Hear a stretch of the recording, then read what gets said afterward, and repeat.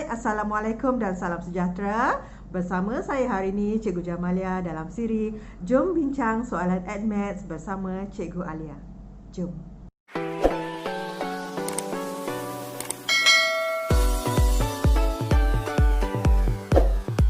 Ini adalah soalan vektor kertas 2 SPM 2019 soalan nombor 6, iaitu bahagian A. Okey, soalannya, rajah 3 menunjukkan kedudukan JTO dan kelong-kelong KLRS dan T di laut. Okey, apa maksud kelong? Siapa tak pernah tengok kelong? Di sini cikgu tunjukkan gambar rajah kelong. Kelong ni adalah seperti rumah yang dibina di atas laut ataupun di atas permukaan air dan dijadikan sebagai tempat memancing ataupun resort. Okey? Kita balik semula kepada soalan. Diberi bahawa kelong L terletak 400 meter dari JTO dan kelong R terletak 600 meter dari JTO pada arah OL. Okey, perhatikan di sini, kita fahamkan dulu soalan.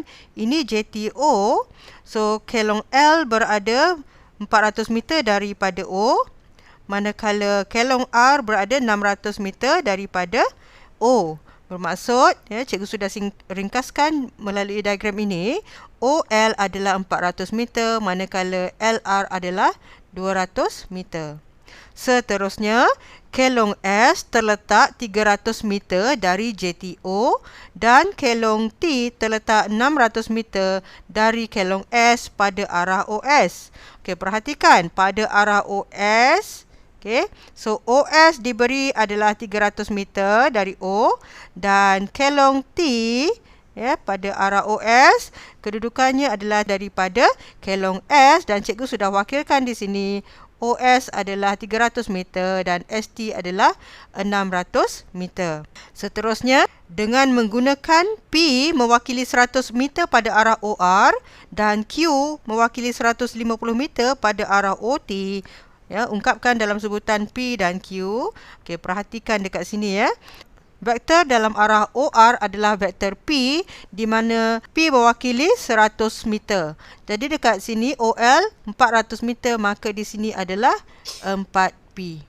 200 meter bermaksud 2P. Dan pada arah OT, vektor Q mewakili 150 meter bermaksud OS 300 bahagi dengan 150 meter bersamaan dengan 2Q dan 600 meter dibahagi dengan 150 bersamaan dengan 4Q.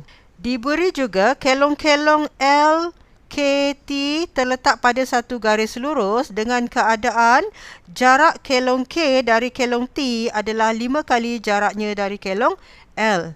Maksudnya kelong L, K dan T adalah dalam satu garis lurus dan jarak antara kelong K dengan kelong T adalah 5 kali jaraknya dari kelong L. Maksudnya KT-nya adalah 5 kali daripada jaraknya dengan L. Jadi KL 1 bahagian, KT 5 bahagian, jadi jumlah bahagian dia adalah 6. Jadi LK adalah 1/6, KT adalah 5/6. Jadi kita teruskan dengan soalan A.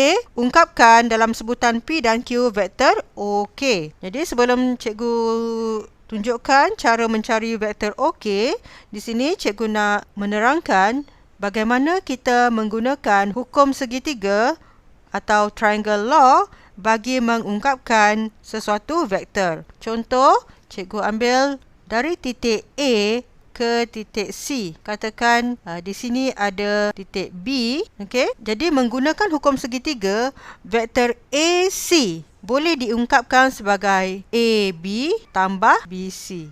Ataupun kalau kita buat cerita, kita katakan bahawa AC ni shortcut dia. Jadi jalan jauh dia mana? So jalan jauh dia adalah AB tambah BC. Okey, boleh faham kaedah shortcut? Kita boleh tulis sebagai vektor AC bersamaan dengan vektor AB tambah vektor BC. So, ini adalah hukum segitiga ataupun triangle law. Jadi, untuk menjawab soalan 1 ini, mencari vektor OK, kita perhatikan dari O nak pergi K, ikut arah ini. Ya, jadi dia boleh ikut laluan OL tambah LK. Jadi kita tuliskan vektor OK bersamaan dengan OL tambah LK. Jadi kita semak, dia bermula dengan O, berakhir dengan K, jadi OK. Tengah-tengah dia mestilah titik yang sama bertemu. Jadi kamu nampak dia senyum tu, maksudnya dah OK lah tu. Okey. Jadi kita masukkan vektor OL, iaitu bersama dengan 4P tambah dengan LK. Perhatikan dekat situ, LK adalah 1/6 LT. Okey. Dan kita dapati juga bahawa LT adalah LO tambah OT. Maka kita dapat 4P tambah 1/6. LO adalah lawan kepada OL, iaitu negatif 4P tambah dengan OT adalah 6Q. Kita ringkaskan, kita dapat samaan 4P tolak 2/3P tambah Q. Dan kita ringkaskan, kita dapat 10/3P tambah. Seterusnya soalan A2, vektor RK. Okey, di sini R. Okey, bagaimana kita nak mengungkapkan vektor RK? Dari R nak pergi K. Okey. So, kita nampak dekat sini RK sama dengan RO tambah OK. Jadi, kita tuliskan RO tambah OK. Jadi, RO adalah negatif 6P tambah OK kita dapat tadi 10/3P tambah Q. Kita permudahkan bersamaan dengan negatif 8/3P tambah Q. Seterusnya soalan B. Jika Joe menggunakan binocular untuk melihat kelong R dari kelong S, tentukan sama ada kelong R dapat dilihat tanpa dihalang oleh kelong K atau sebaliknya. Buktikan jawapan anda secara matematik. Okey, kita perhatikan dekat sini ya. Joe berada di kelong S, dia nak tengok kelong R. Jadi dia boleh nampak atau tidak? Adakah kelong S di tengah ini menghalang pemandangan R dari S? Jadi bagaimana kita nak menentukan sama ada R ini dapat dilihat atau tidak dari titik S, dari kelong S? Jadi di sini sebenarnya kita kena menggunakan konsep, kita perlu menentukan sama ada SKR ini adalah segaris ataupun tidak. Ya. Jika mereka segaris, maka R tidak dapat dilihat. Tetapi jika mereka tidak segaris, maka R dapat dilihat. Jadi untuk menentukan mereka segaris atau tidak, kita menggunakan konsep vektor selari. Ya, maknanya jika vektor RK selari dengan vektor KS, maka mereka adalah segaris. Jika RK tidak selari dengan KS, maka R boleh dilihat. Daripada soalan A2 tadi, kita sudah ada vektor RK, iaitu bersamaan dengan negatif 8/3P tambah Q. Jadi kita perlu mencari vektor KS ya, untuk menguji sama ada mereka adalah selari ataupun tidak. Jadi KS boleh diungkapkan sebagai KO tambah OS. Kita sudah ada vektor OK. Jadi KO adalah lawan bertentangan arah dengan OK, iaitu bersamaan dengan negatif 10/3P tolak Q. Tambah OS iaitu tambah 2Q. Kita permudahkan, kita dapat KS bersamaan dengan negatif 10/3P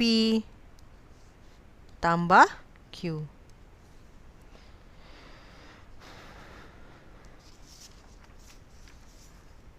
Jadi sekarang kita sudah ada vektor RK dengan KS. Jadi bagaimana kita nak menentukan sama ada kedua-dua vektor ini selari ataupun tidak?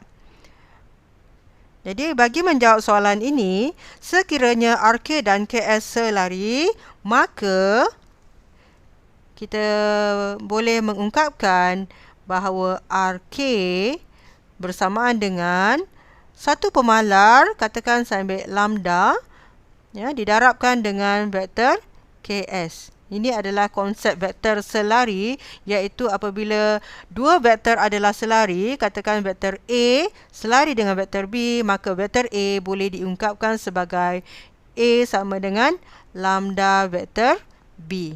Okey, lambda ini merupakan satu pemalar dan boleh diwakilkan oleh huruf seperti K ataupun M, N ataupun H, ya. P. P sudah guna ke sini, tak boleh lah. Okey. Dan sebagainya. Baiklah, kita masukkan vektor RK iaitu negatif 8/3 P tambah Q bersamaan dengan lambda KS iaitu negatif 10/3 P tambah Q. Jadi kita bandingkan vektor yang sama iaitu P dengan P, Q dengan Q. Kita dapat negatif 10/3 lambda bersamaan dengan negatif 8/3. Maka lambdanya bersamaan dengan